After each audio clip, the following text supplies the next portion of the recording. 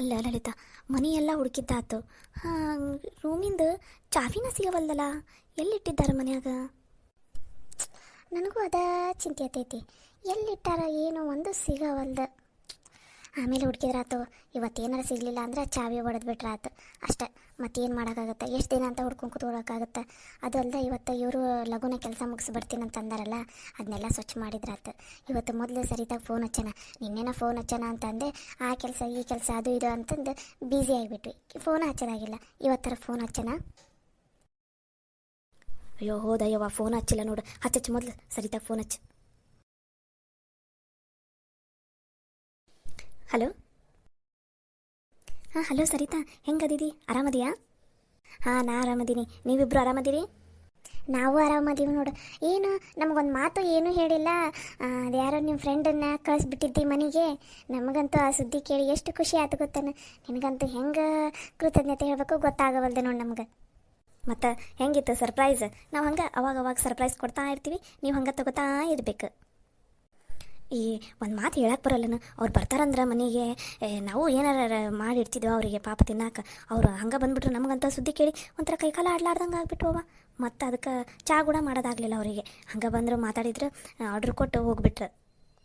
ಇರಲಿ ಬಿಡು, ನಡಿತೈತಿ, ಹಾಗೇನಿಲ್ಲ. ಅವನು ಚಾನ ಅಷ್ಟೆಲ್ಲ ಕುಡಿಯೋಂಗಿಲ್ಲ, ಕಮ್ಮಿ ಕುಡಿಯೋದು. ನೀ ಏನು ಹಂಗೇನು ತಿಳ್ಕೊಳಕ್ಕೆ ಹೋಗಬೇಡ. ಒಟ್ಟಿನಲ್ಲಿ ಒಂದು ಚಲೋ ಆರ್ಡ್ರ್ ಬಂತಲ್ಲ ಮೇಡಮ್ನರಿಗೆ. ಹ್ಞೂ ಸರಿತಾ, ನಮಗೂ ಈಗ ಅದ ಚಿಂತೆ ಆಗ್ತಿತ್ತು. ಮನ್ಯಾಗೂ ಒಂದು ಸ್ವಲ್ಪ ದುಡ್ಡಿಂದು ಸಮಸ್ಯೆ ಚಲೋ ಆಗಿತ್ತಾ, ಹಿಂಗಪ್ಪ ಏನಪ್ಪ ಅಂತ ಚಿಂತೆ ಚಲೋ ಆಗಿತ್ತು. ಅಷ್ಟರಲ್ಲಿ ಒಂದು ಚಲೋ ಆರ್ಡ್ರ್ ಬಂತಲ್ಲ, ಭಾಳ ಖುಷಿ ಆಯ್ತು ನೋಡಿ ಸರಿತಾ. ಅಂದಂಗೆ ಅವರು ನಿಮ್ಮ ಫ್ರೆಂಡನ? ನಮ್ಮ ಕ್ಲಾಸ್ಮೇಟ್ಸ, ನಾನು ನನ್ನ ಗಂಡ ಮತ್ತು ನನ್ನ ಗಂಡನ ಫ್ರೆಂಡ್ ಅವ್ರು ಆ್ಯಕ್ಚುಲಿ. ಆಮೇಲೆ ಹಾಗೆ ಫ್ರೆಂಡ್ಸ್ ಆದ್ರಲ್ಲ, ಸೊ ನನಗೂ ಫ್ರೆಂಡ್ ಆಗಿಬಿಟ್ರು. ಹಾಗೆ ಮೊನ್ನೆ ಮೀಟ್ ಆಗಿದ್ವಾ, ನಾನು ಮತ್ತು ನಮ್ಮ ಹಳೆ ಫ್ರೆಂಡ್ಸ್ ಎಲ್ಲ ಮೀಟ್ ಆಗಿದ್ದೆಲ್ಲ. ಅವಾಗ ಹಂಗೆ ಕ್ಯಾಶುವಲಾಗಿ ಹೇಳ್ದವನು, ಹಿಂಗೆ ಈ ಥರ ಡ್ರೆಸ್ ಕೋಡ್ ಮಾಡ್ಬೇಕಂತದೀನಿ, ಹಂಗೆ ಹಿಂಗೆ ಅಂತ ಹೇಳಿ, ನಿಂಗೆ ಯಾರು ಫ್ಯಾಷನ್ ಡಿಸೈನರ್ ಏನು ಗೊತ್ತಿದ್ರೆ ಹೇಳು ಅಂತಂದೆ. ಅವಾಗ ನನಗೆ ನಿಮ್ಮ ನೆನಪು ಬಂತಲ್ಲ, ಅದಕ್ಕೆ ನಿಮ್ದು ಅಡ್ರೆಸ್ ಕೊಟ್ಟಿದ್ದೆ. ಥ್ಯಾಂಕ್ ಯು ಸರಿತಾ, ನಿನ್ನಿಂದ ಭಾಳ ಉಪಕಾರ ಆಗುಂತೈತಿ ನಮ್ಗೆ. ನಿಜ ಹೇಳ್ಬೇಕಂದ್ರೆ ಇವತ್ತು ಇಷ್ಟು ಬಟ್ಟೆ ಹೊಲಿಯೋದು ಇದನ್ನೆಲ್ಲ ಕಲ್ತೀವಂದ್ರೆ ಅದಕ್ಕೆ ಕಾರಣನ ನೀನು. ಅಷ್ಟಲ್ಲ, ಮತ್ತಿಂಥ ಚಲೋ ದೊಡ್ಡ ಆರ್ಡ್ರ್ ಎಲ್ಲ ಸಿಗಾಕುಂತೈತಂದ್ರೆ ಅದಕ್ಕೆ ನೀನೇ ಕಾರಣ. Thank you Saritha. ನಿನ್ನಿಂದ ನಮಗೆ ಭಾಳ ಅಂದ್ರೆ ಭಾಳ ಉಪಕಾರ ಆಗಾಕುಂತೈತಿ. ಎಷ್ಟು ಸಲ ಅದು ಥ್ಯಾಂಕ್ಸ್ ಹೇಳೋದು. ಅವತ್ತ ಹೇಳಿಲ್ಲ ಫ್ರೆಂಡ್ಶಿಪ್ಪಲ್ಲಿ ಥ್ಯಾಂಕ್ಸ್, ಈ ಸಾರಿ ಎಲ್ಲ ಬೇಡ ಅಂತಂದು. ನನಗೆ ಗೊತ್ತಿತ್ತು, ಹೇಳಿದೆ ಅಷ್ಟೇ. ಅದರಲ್ಲಿ ಏನೈತಿ? ನೀವು ಚಂದ ನನ್ನಂಗೆ ಹೊಲಿತೀರಿ ಬಿಡು, ನನ್ನ ನಂಬಿಕೆ ಐತೆ ನನಗೆ. ಹೊಲಿದು ನಿಮ್ಮ ನಂಬಿಕೆ ನೀವು ಉಳಿಸ್ಕೊಂಡ್ರೆ ಅಷ್ಟೇ ಸಾಕು. ಮತ್ತು ಅವನಿಗೆ ಮತ್ತೆ ಯಾರು ಪರಿಚಯರಿಗೆ ಮತ್ತೆ ಹೇಳ್ತಾರೆ, ಇಲ್ಲ ಅವರಿಂದನ ಮತ್ತೆ ಹೊಸ ಆರ್ಡ್ರ್ ಬರೋಕ್ಕೆ ಚಲೋ ಆಗುತ್ತೆ. ನಿಮ್ಮ ನಂಬಿಕೆ ನೀವು ಉಳಿಸ್ಕೊಂಡ್ರೆ ಅಷ್ಟೇ ಸಾಕು. ಖಂಡಿತ ಉಳಿಸ್ಕೋತೀವಿ. ಅಂದಂಗೆ ನೀನೇನ ಬಂದೇ ಇಲ್ಲಲ್ಲ ಮನೆ ಕಡೆ. ಮೊನ್ನೆ ಗೌರಿಗೆ ಇದು ಹೂವನ್ನು ಇಡೋ ಶಾಸ್ತ್ರ ಎಲ್ಲ ಮುಗೀತು. ಹೌದನ? ಚಲೋ ಆತು ಬಿಡು. ನಿಮ್ಗೆ ಗೊತ್ತಲ್ಲೇ ಆಫೀಸಲ್ಲಿ ಎಮರ್ಜೆನ್ಸಿ ಮೀಟಿಂಗು ಅವು ಇವು ಎಲ್ಲ ಸಿಕ್ಕಾಪಟ್ಟೆ ಆಗ್ಬಿಟ್ಟವು. ಅಷ್ಟು ಬ್ಯುಸಿ ಆಗಿಬಿಟ್ಟೀನಿ, ಅದಕ್ಕೆ ಬರೋದಾಗಿಲ್ಲ. ಈಗ ಮತ್ತೆ ನೆಕ್ಸ್ಟ್ ಏನು ಸೀದಾ ಎಂಗೇಜ್ಮೆಂಟನ? ಇಲ್ಲ, ಏನೋ ಹೋಳಿಗೆ ಉಣ್ಣೋದೈತಲ್ಲ. ಹೋಳಿಗೆ ಉಣ್ಣೋದ? ಯಾಕೆ, ಎಲ್ಲಿ ಉಣ್ಬೇಕು ಹೋಳಿಗೆನ? ಅಯ್ಯೋ ತಾಯಿ, ಹೋಳಿಗೆ ಉಣ್ಣೋದಂದ್ರೆ ಹೋಳಿಗೆ ಉಣ್ಣೋದಂತಲ್ಲ, ಹೋಳಿಗೆ ಊಟ ಅಂತ. ಅಂದ್ರೆ ಹೆಣ್ಣಿನ ಕಡೆ ಎಲ್ಲರೂ ಗಂಡಿನ ಮನೆಗೆ ಹೋಗಿ ಅವ್ರ ಮನೇನ, ಅವ್ರದ್ದು ಆಸ್ತಿ ಗೀಸ್ತಿ ಎಲ್ಲ ಏನೈತಿ, ಅವ್ರು ಹೆಂಗದಾರ ಅಂತಂದು ನೋಡಿಕೊಂಡು, ಮತ್ತು ಮದ್ವೆ ಯಾವಾಗ ಮಾಡೋದು, ಮದುವೆಗೆ ಏನು ಕೊಡೋದು ಅಂತಂದು ಮುಂದೆ ಏನು ಮಾಡಬೇಕು ಅದನ್ನೆಲ್ಲ ಹೋಗಿ ಗಂಡಿನ ಮನೆಗೆ ಹೋಗಿ ಮಾತಾಡ್ಕೊಂಡು ಬರೋದಕ್ಕೆ ಹೋಳಿಗೆ ಊಟ ಅಂತಾರೆ. ಓ ಹೌದನ? ಹಂಗಾರೆ ಹೇಳಿ ಮತ್ತೆ. ನೀವು ಹೋಳಿಗೆ ಉಣ್ಣೋದಂತಂದ್ರೆ ನಾನು ಹೋಳಿಗೆ ಮಾಡ್ಕೊಂಡು ಉಣ್ತಾರಲ್ಲ ಅದನ್ನಂತ ಅಂದ್ಕೊಂಡಿದ್ದೆ. ಇಲ್ಲ, ಹೋಳಿಗೆ ಉಣ್ಣೋದಂದ್ರೆ ಹೆಣ್ಣಿನ ಕಡೆ ಎಲ್ಲರೂ ಗಂಡಿನ ಮನೆಗೆ ಹೋಗಿ ಬರೋದು ಅಂತ ಅರ್ಥ. ಯಾಕೆ ನಿಮ್ಮ ಮದುವೆಯಾಗ ಮಾಡಿದ್ದು ಯಾವುದು ನಿಂಗೆ ನೆನಪೇ ಇಲ್ಲನ? ಅಯ್ಯೋ ಮಾಡಿದ್ರೆ ಯವ್ವ, ಎಲ್ಲನೂ ಮಾಡಿದ್ರು, ಬಟ್ ನನಗಷ್ಟು ನೆನಪಿಲ್ಲ. ಇಲ್ಲಾಂದ್ರೆ ಈ ಥರ ಹೇಳಿಲ್ಲಾಗಿದ್ರು ಅಂತ ಅನಿಸುತ್ತೆ ನಂಗೆ. ಹೇಳಿರ್ತಾರೆ, ನೀನು ಯಾವಾಗಲೂ ನಮ್ಮ ಅಣ್ಣನ ಗುಂಗನಾಗ ಇರ್ತಿದ್ದಲ್ಲ, ಹಾಗಾಗಿ ನಿನಗೆ ಅದೆಲ್ಲ ಕೇಳಿಲ್ಲ ಅಂತ ಅನಿಸುತ್ತೆ. ಸರಿತಾ? ಹಾಂ ರೀ ಮಾವರ, ಬಂದೆ. ಲಲಿತಾ, ಸವಿತಾ, ನಾನು ನಿಮಗೆ ಆಮೇಲೆ ಕಾಲ್ ಮಾಡ್ತೀನಿ, ಮಾವರು ಇದಕ್ಕೆ ಕರೆಯಾಕ ಕುಂತಾರ. ಸರಿ ಆಯ್ತಾಯ್ತು. ನೀನ ಖಾಲಿ ಇದ್ದಾಗ ಫೋನ್ ಮಾಡ. ಸರಿ ಆಯ್ತು, ಇಬ್ಬರು ಹುಷಾರು ನೋಡ್ರಿ. ಹಾಂ ಸರಿ ಸರಿತಾ, ಬಾಯ್. ಬಾಯ್. ಅಬ್ಬಾ, ಸರಿತಾಗ ಫೋನ್ ಮಾಡಿದ್ದು ಚಲೋ ಆಯ್ತು. ನಡಿ, ಆ ಮನೆ ಚಾವಿ ಹೊಡ್ಕೊಣ, ಇಲ್ಲ ಅಂದ್ರೆ ಚಾವಿನಾರ ಹೊಡೆದು ಕೆಲಸ ಚಲೋ ಮಾಡಿದ್ರಾಯ್ತು. ಹೌದು, ಮೊದಲು ಆ ಕೆಲಸ ಮಾಡ್ಬೇಕು, ನಡಿ.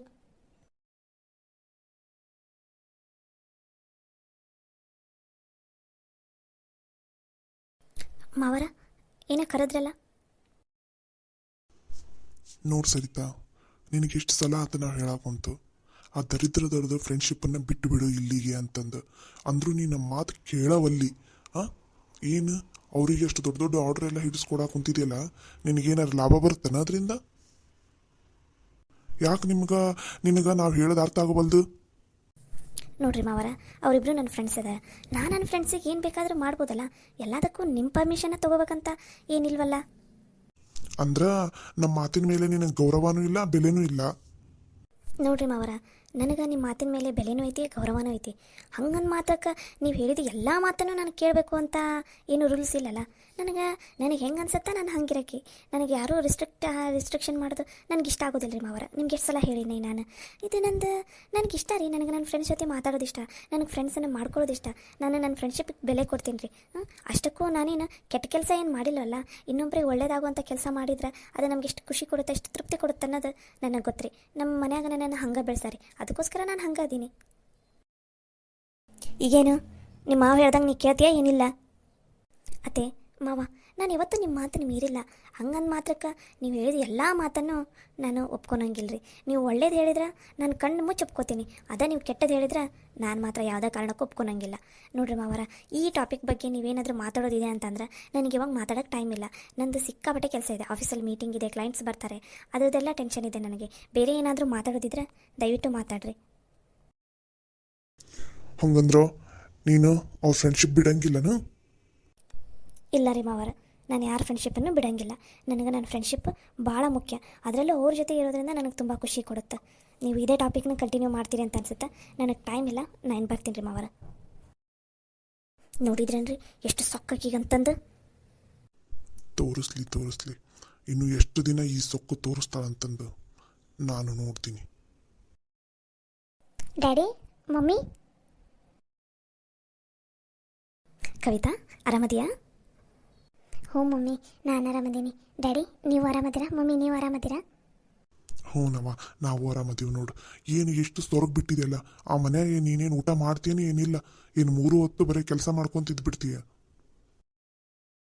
ನಮ್ಮ ಮನೆಯಾಗಿದ್ದಾಗ ಎಷ್ಟು ಚಂದ ತಿನ್ಕೊಂಡು ಉಣ್ಕೊಂಡು ಗುಂಡ್ಗುಂಡಕ್ಕಿದ್ದಿ.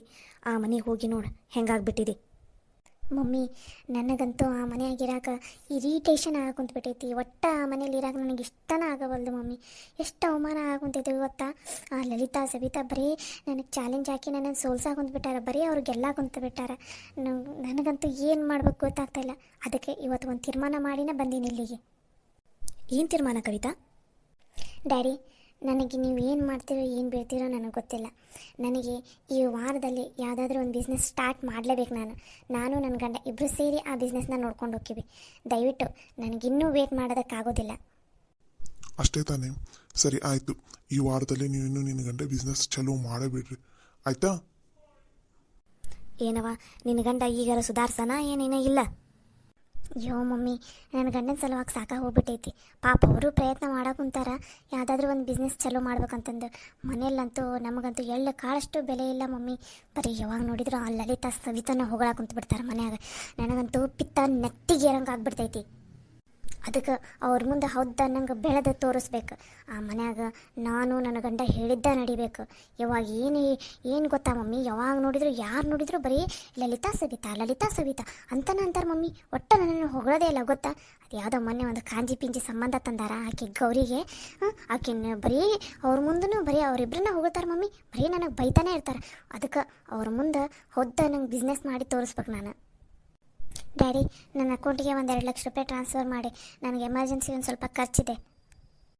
ಅಲ್ಲ ಮಗಳೇ, ನೀನು ಆ ಬಿಸ್ನೆಸ್ ಈ ಬಿಸ್ನೆಸ್ ಮಾಡೋಕ್ಕಿಂತ ನಮ್ಮ ಕಂಪ್ನಿನೇ ನೋಡ್ಕೊಂಡು ಹೋಗ್ಬೋದಲ್ಲ ನೀನು.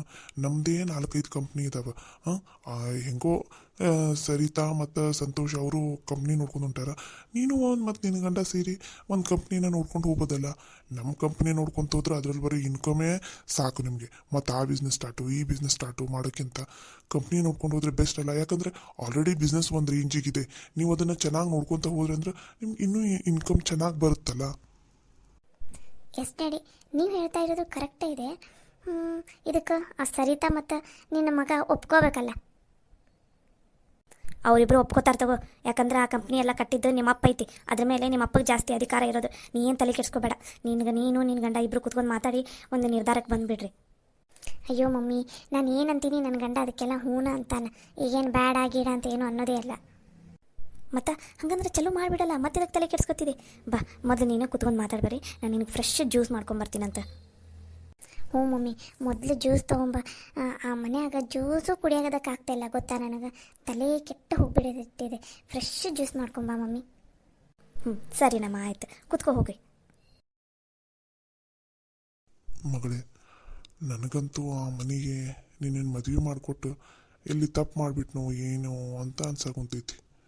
ಆದರೆ ಏನು ಮಾಡೋದು, ನಮ್ಮ ಸಿಚುವೇಶನ್ ನಮ್ಮದು ಕಂಡೀಷನ್ ಹಂಗಿತ್ತಲ್ಲ, ಅದಕ್ಕೆ ಅಲ್ಲಿಗೆ ಮದುವೆ ಮಾಡಿಕೊಟ್ವಿ. ಇಟ್ಸ್ ಓಕೆ ಡ್ಯಾಡಿ, ನೀವು ಯಾಕೆ ಅಷ್ಟೊಂದು ಬೇಜಾರಾಗ್ತೀರಾ? ಬೇಜಾರೆಲ್ಲ ಏನೂ ಆಗೋದು ಬೇಡ. ನನಗೆ ಗೊತ್ತೈತಿ ಆ ಮನೆಯಲ್ಲಿ ನನ್ನ ಅಧಿಕಾರನ ನಾನು ಹೆಂಗೆ ಚಲಾಯಿಸ್ಬೇಕು ಅಂತಂದು. ನೀವು ಅದ್ರ ಬಗ್ಗೆ ಎಲ್ಲ ತಲೆ ಕೆಡ್ಸ್ಕೊಳಕ್ಕೆ ಹೋಗ್ಬೇಡ್ರಿ. ಬರ್ರಿ ಕುತ್ಕೊಂಡು ನಾನು